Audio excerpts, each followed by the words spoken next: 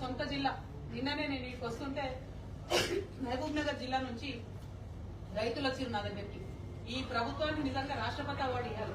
రైతుల మీద రౌడీ షీట్లు ఓపెన్ చేసిన మొట్టమొదటి ప్రభుత్వం ఈ ప్రభుత్వం.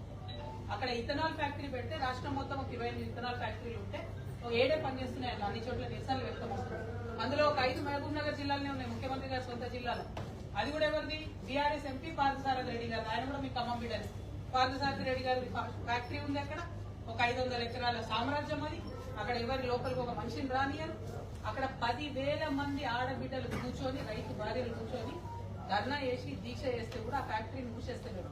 పైగా 90 మంది మీద కేసులు పెట్టారు. అందులో 9 మంది రౌడీ షీటర్లు పెట్టిరు రైతుల మీద.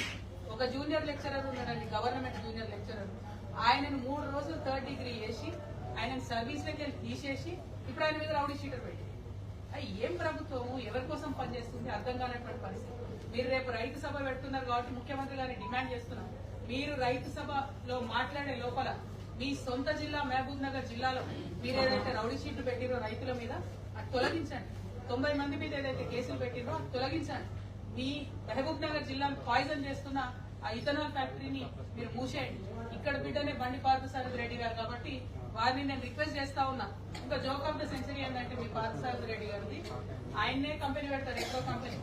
ఆయన్నే మందులు తయారు చేస్తాడు, ఆయన్నే మొత్తం మన భూమిలో విషయం పోస్తాడు, ఎథనాల్ తోని భూమిలో విషయం పోస్తాడు. మళ్ళీ ఆయన్నే క్యాన్సర్ హాస్పిటల్ పెడతాడు. ఆ క్యాన్సర్ హాస్పిటల్ మళ్ళీ మన ప్రభుత్వం భూమి ఇస్తుంది. అన్నాడు బీఆర్ఎస్ భూమి ఇచ్చింది, ఇప్పుడు కాంగ్రెస్ ఇంకొంచెం దానికి వెసులుబాటు చేసి మళ్ళీ భూమి ఇచ్చింది. రోగం వాళ్ళే ఇస్తారు. క్యాన్సర్ హాస్పిటల్ కూడా మనమే పోయి ట్రీట్మెంట్ చేసుకోవాలి.